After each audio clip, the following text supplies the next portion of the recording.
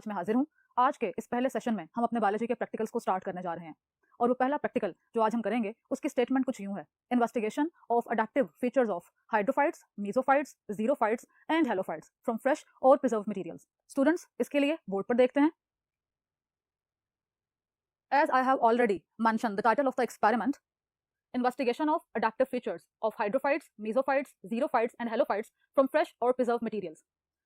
Outcomes क्या क्या हो सकते हैं? Adaptive features हम बारी बारी देखेंगे हाइड्रोफाइट्स के, मेसोफाइट्स के, जीरोफाइट्स के और हेलोफाइट्स के, और वो कौन सी रीजंस हैं जिनके बेसिस पर हम उन्हें आइडेंटिफाई कर सकते हैं, और साथ ही साथ उनके कुछ अडेप्टिव फीचर्स। वर्ड मैंने इस्तेमाल किया adaptive features. So we must need to know ये अडेप्टेशंस क्या होती हैं। अडेप्टेशंस मुख्तलिफ तरह की हो सकती हैं, like modifications may be of morphological, anatomical, physiological and reproductive. So मदद क्या कर रही हैं? प्लांट को सर्वाइव करने में मदद देंगी अपने जिस भी तरह के हैबिटेट में वो रह रहा है। ये अडेप्टेशंस क्योंकि मुख्तलिफ तरह की हैं, लेकिन most importantly which forces the modification in characteristics of the plant is availability of water.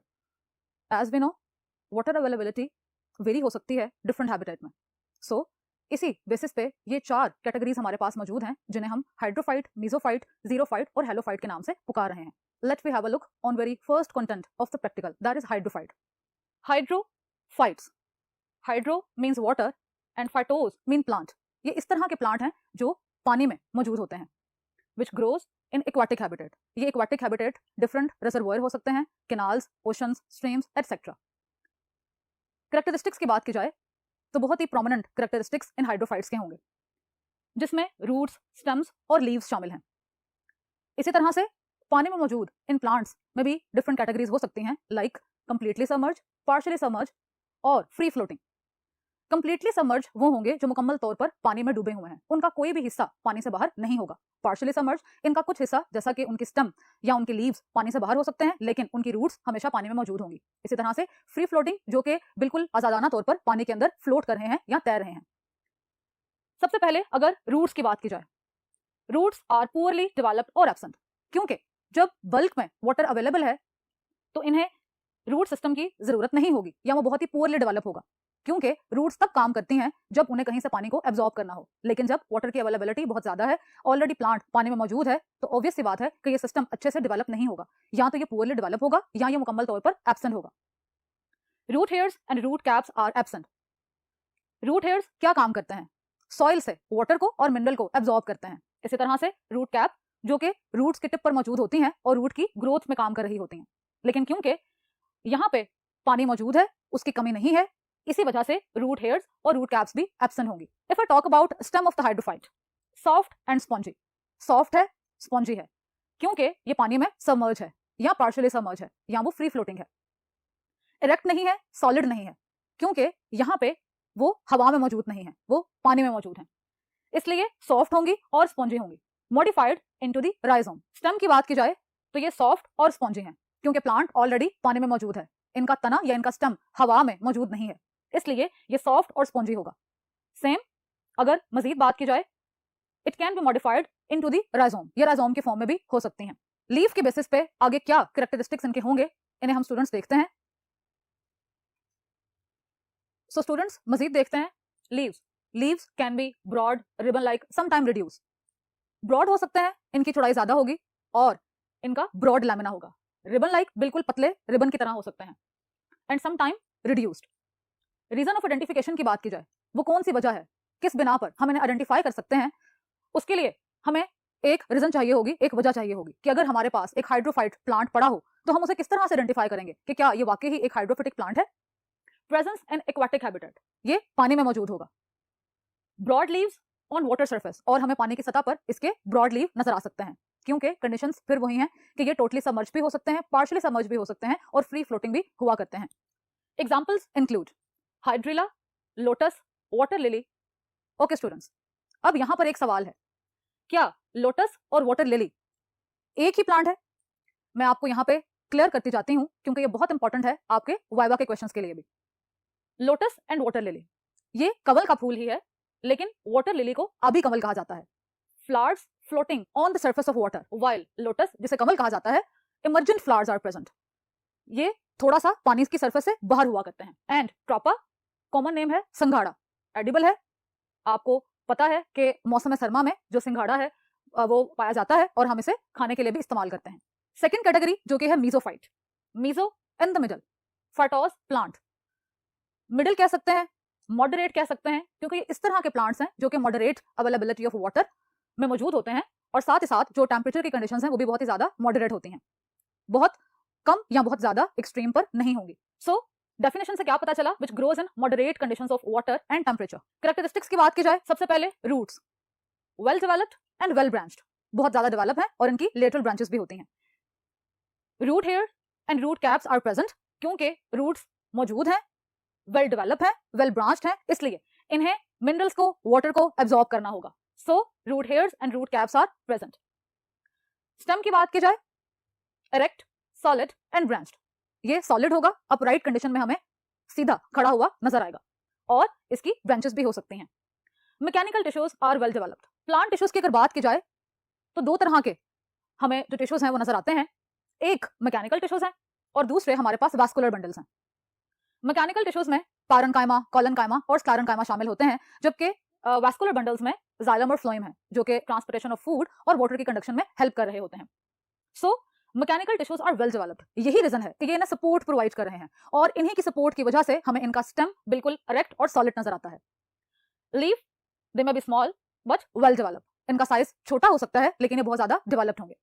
Vaccine coating on the upper surface, इनकी ऊपर वाली सतह पर वैक्सी कोटिंग मौजूद है ताकि वाटर के लॉस को कम किया जा सके और साथ ही साथ ये इन्हें बचाती है, इन्हें प्रोटेक्शन प्रोवाइड करती है जब एक पूरा प्लांट पानी के अंदर मौजूद है। ये इन्हें रॉट होने से बचाएगी within a water. Vascular bundle की अगर बात की जाए जिसमें जाइलम और फ्लोएम मौजूद हैं, प्लांट के एरियल पार्ट से लेके उसकी रूट्स तक वाटर की कंडक्शन भी होगी और फूड की ट्रांसपोर्टेशन भी होगी। वैस्कुलर बंडल इस काम को पूरा करने में इनकी मदद कर रहे हैं। रीजन ऑफ आइडेंटिफिकेशन की बात की जाए, लेट्स सपोज कि आपके पास एक स्पेसिमेन मौजूद है और आपसे पूछा जा रहा है कि आप बताएं कि ये प्लांट की कौन सी कैटेगरी से ताल्लुक रखता है, तो आपके पास एक वजह होगी, एक रीजन होगी, कोई ऐसा करेक्टर होगा कि आप जिसे देखेंगे और फिर आप बता सकेंगे कि यस ये एक मीजोफाइट ही है। Reason of identification, moderate size leave. इनके जो लीव्स हैं वो बहुत मॉडरेट साइज के हो सकते हैं।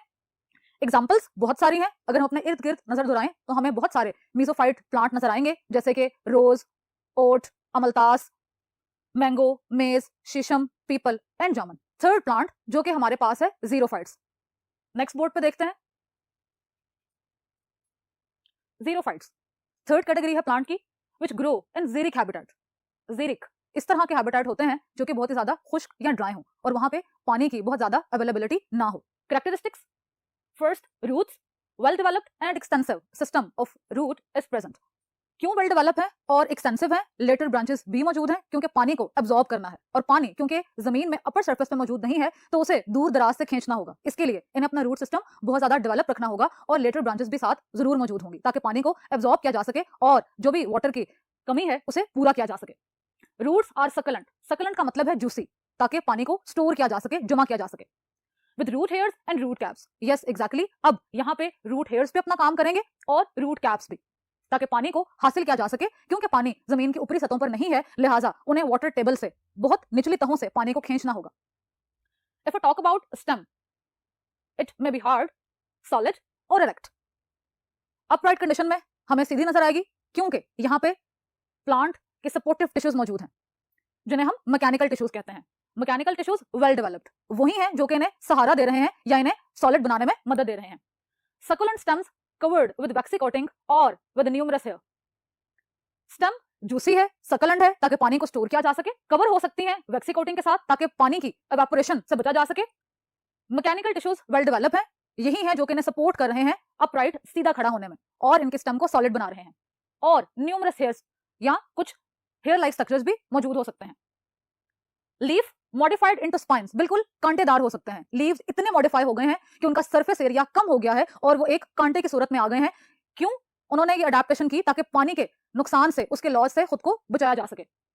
Mechanical tissues and vascular bundles are present. Again mechanical tissues इन्हें सपोर्ट प्रोवाइड कर रहे हैं और vascular bundles conduction of water और ट्रांसपोर्टेशन ऑफ फूड के लिए मदद कर रहे हैं। सनकन स्टोमेटा एक बहुत ही यूनिक फीचर है इन जीरोफाइट्स का। सनकन मतलब देखा जाए तो इसका मतलब होता है डूबा हुआ या डूब गया, आप एम्बेडेड कह सकते हैं। ये बहुत ही स्पेसिफिक टाइप के स्टोमेटा होते हैं that are embedded in the pits. छोटी छोटी पिट्स या गड़ों के अंदर मौजूद हैं। पर्पस क्या है? बचाया जा सके जितनी भी हवा एयर करंट्स गुजर रहे हैं ताकि वाटर लॉस ना हो सके। सो सनकन स्टोमेटा एक बहुत इंपॉर्टेंट फीचर है इन जीरोफाइट प्लांट्स का। रीजन ऑफ आइडेंटिफिकेशन, वो कौन सी वजह है जिसकी बेस पे अगर मैं आपके सामने एक प्लांट रखूं और मैं आपको बताऊं कि यस अब आप मुझे बताइए कि ये हाइड्रोफाइट है, मीजोफाइट है, जीरोफाइट है या हेलोफाइट है, तो आप किस वजह से मुझे ये बता पाएंगे कि यस ये जीरोफाइट है। प्रेजेंस ऑफ स्पाइन, क्योंकि लीव्स बहुत ज्यादा रिड्यूस हो गए हैं और कांटों की सूरत में ऊपर नजर आ रहे हैं। एंड सकलेंट लीव्स सकलेंट होंगे, जूसी होंगे ताकि पानी को स्टोर किया जा सके। क्योंकि ये ज़िरिक हैबिटेट में है, ऑब्वियस सी बात है कि वो इलाके जहां पे प्रेसिपिटेशन है या जो एवरेज रेनफॉल है वो बहुत ज्यादा कम होती है और इसी तरह से ये कोई सहराई इलाके में मौजूद होंगे, इसी वजह से इन्हें पानी को स्टोर करना होगा। वो कंडीशंस जब बारिश बिल्कुल नहीं होती और इन्हें पानी की जरूरत है, सो अपने ये स्टोर्ड वाटर को इस्तेमाल करेंगे जो ये स्टोर कर चुके हैं अपने स्टेम्स में या अपनी लीव्स में। एग्जांपल्स क्या क्या हो सकती हैं? Euphorbia, cactus, Pinus, aloe vera, Opuntia, ये सब के सब इन जीरोफाइट प्लांट के एग्जांपल्स हैं। इसके फोर्थ टाइप को देखते हैं जो कि है हेलोफाइट। उसके लिए हम चलते हैं अपने फर्स्ट बोर्ड पर। ऑलराइट स्टूडेंट्स, हेलोफाइट्स की बात की जाए, basically they are adapted to growing in saline conditions. इस तरह के सॉइल्स जहां पे सॉल्ट की कंसंट्रेशन बहुत ज्यादा होती है, इन्हें सॉल्ट टॉलरेंट प्लांट्स भी कहा जाता है। Salt like NaCl, magnesium chloride, ये हो सकते हैं। इसी तरह से अगर हम इनकी अकरेंस की बात करें, ये कहाँ पे होंगे? सो मार्शेस, सी शोर areas, swamps, arid environment, basically वहां पर ये मौजूद होते हैं। कैरेक्टरिस्टिक्स की बात की जाए, सबसे पहले इनकी roots well developed and extensive. Root system बहुत अच्छी तरह से डेवलप है, इनकी लेटरल ब्रांचेस भी मौजूद होती हैं। अब इसमें हम एक यूनिक फीचर की बात करने जा रहे हैं और वो है निमेटोफोर्स। निमेटोफोर्स को कहा जाता है ब्रीदिंग रूट्स। ये इनमें बहुत ज्यादा कॉमन हुआ करते हैं। निमेटोफोर्स बेसिकली क्या हैं? Aerial roots specialized for gaseous exchange and they usually grow upward in the air. जमीन से बाहर ये रूट्स निकल आती हैं, इनकी टिप्स पे स्पेशलाइज्ड टिश्यू मौजूद होते हैं जो कि एक तो गैसियस एक्सचेंज कर रहे हैं और साथ हवा में जो हमारे पास वाटर वेपर्स हैं उन्हें एब्जॉर्ब करने में मदद कर रहे होते हैं। नेमाटोफोर्स इनका एक बहुत ही स्पेशल करेक्टर है जो कि हमें इनके अंदर नजर आता है। स्टेम की बात की जाए, hard, well branched and succulent. Upright condition में हमें नजर आ रही है, सॉलिड है, तो इसका मतलब है कि इसके अंदर वास्कुलर बंडल्स भी होंगे और इसके मैकेनिकल टिश्यूज भी मौजूद होंगे जो कि इन्हें सपोर्ट कर रहे हैं इन्हें अपराइट खड़ा रहने में। वैक्सी कोटिंग ऊपर मौजूद है ताकि वाटर लॉस से इन्हें बचाया जा सके। इसी तरह से अगर इनके लीव्स की बात की जाए, नेक्स्ट बोर्ड पर देखते हैं। क्यूटिकल वेल डेवलप, हर तरह से पानी के नुकसान से इनको बचाना है। सकलेंट लीव्स जूसी हैं ताकि पानी को स्टोर कर सकें और साथ ही साथ सॉल्ट ग्लैंड्स भी मौजूद हैं ताकि नमकियात को बैलेंस किया जा सके, उन्हें एक इक्विलिब्रियम स्टेट में रखा जा सके within a plant. So excess salt को रिमूव कर दिया जाएगा इनके सॉल्ट ग्लैंड्स की मदद से। रीजन ऑफ आइडेंटिफिकेशन, हम इन्हें फिजिकली एक सैंपल आकर तो नहीं देख सकते, लेकिन जो हमारे पास मार्शेस हैं, स्वैम्प्स हैं या जो सी शोर एरियाज हैं जहां पे हमें ये बहुत सारे इसी तरह के हेलोफाइट्स जो प्लांट्स नजर आते हैं, हम उनके इर्द गिर्द इन नेमाटोफोर्स को ऑब्जर्व कर सकते हैं। ये हमें बिल्कुल इस तरह से नजर आती हैं कि जैसे एक प्लांट के इर्द गिर्द छोटी छोटी लकड़ी की जो स्टिक्स हैं वो लगा दी गई हैं, वो बेसिकली नेमाटोफोर्स होती हैं। So example includes chenopodium album, ये साइंटिफिक नेम है, और कॉमन नेम है बाथू। एक बहुत ही जाना माना, आपके लिए हम अपने मौसम सरमा में जब साग पकाते हैं तो हम उसके अंदर एक और आप कहें कि इंग्रेडिएंट ऐड करते हैं, वो बाथू है। आपको ये पता चला कि इसका साइंटिफिक नेम चिनोपोडियम एल्बम है। Second example that is suaeda fruticosa, इसे कॉमनली कहा जाता है सलूनक बूटी। ये हमारे पास कैरेक्टरिस्टिक्स थे हेलोफाइट के। अब हम अपनी लैब में चलेंगे और वहां पे जाके इन स्पेसिमेंस को देखेंगे, एनालाइज करेंगे, हमारे पास कौन से प्रिजर्व और फ्रेश मटेरियल्स अवेलेबल हैं उन्हें देखेंगे। जैसा कि स्टूडेंट्स आप यहाँ पर देख सकते हैं कि मेरे पास प्लांट्स के स्पेसिमेंस मौजूद हैं, इनमें से कुछ हमारे पास फ्रेश हैं और कुछ प्रिजर्व फॉर्म में भी अवेलेबल हैं। सबसे पहले अगर हाइड्रोफाइट्स की बात की जाए तो आप देख सकते हैं ये हाइड्रिला है। हाइड्रिला जिसका जिक्र हम पहले भी कर चुके हैं कि इसकी स्टेम बहुत ही सॉफ्ट और स्पंजी होती है। हाइड्रिला क्योंकि वाटर सबमर्ज प्लांट है इसलिए इसकी लीव्स का साइज छोटा है। अगर मैं आपको यहाँ पे इसका एक सिंगल लीफ दिखाऊं तो आप इसका साइज यहाँ पे देख सकते हैं। इसी तरह से अगर पार्शियली सबमर्ज कोई प्लांट हो तो उसके लीव्स ब्रॉड हो सकते हैं, जैसा कि सेकंड जो मेरे पास अवेलेबल है वो है ट्रोपा, इसका कॉमन नेम है संघाड़ा। आप बहुत क्लियरली अंदाजा लगा सकते हैं कि इनका लीव्स का साइज बड़ा है और ब्रॉड लैमिना है। सेकंड कैटेगरी में अगर मैं मीजोफाइट की बात करूं तो मीजोफाइट में एक बहुत ही खूबसूरत एग्जांपल हमारे पास रोज की है। इसकी इस ब्रांच को देखा जाए तो आपको अंदाजा होगा ये बहुत ही अपराइट और सॉलिड नजर आती है। इसी तरह से अगर इनके लीव्स की बात की जाए तो ये बहुत ही मॉडरेट साइज के होते हैं। आप यहाँ पे बहुत क्लियरली इनके लीव्स को देख सकते हैं, लेकिन इन्हीं में ही कुछ ब्रॉड लैमिना के साथ लीव्स भी मौजूद होते हैं।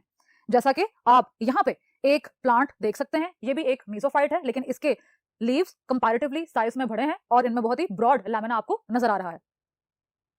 थर्ड कैटेगरी में हमारे पास जीरोफाइट है, और जीरोफाइट में मेरे पास एक प्रिजर्व जो प्लांट है वो कैक्टस है। कैक्टस पे आपको स्पाइन्स नजर आ रहे होंगे, ये ब्राउन इन कलर है और ये एक प्रिजर्व प्लांट हमारे पास था।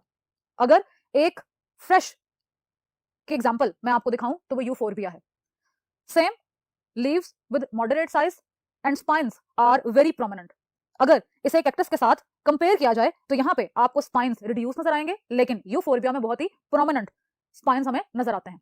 फोर्थ कैटेगरी में हमारे पास हेलोफाइट्स हैं। मैंने पहले भी बताया कि हम फिजिकली उनकी कोई एग्जांपल नहीं दे सकते, लेकिन अगर हम मूव करें किसी सी शोर साइट पे या हम किसी एरिड एरिया की तरफ मूव करें तो वहां पे हम इन प्लांट्स को देख सकते हैं, और उनकी जो ब्रीदिंग रूट्स हैं, नेमाटोफोर्स हैं, वो एक प्लांट के गिर्द यूं नजर आती हैं जैसे कोई छोटी छोटी स्टिक्स लगी हों। So that's all for today. यहाँ हमारा आज का प्रैक्टिकल खत्म हुआ।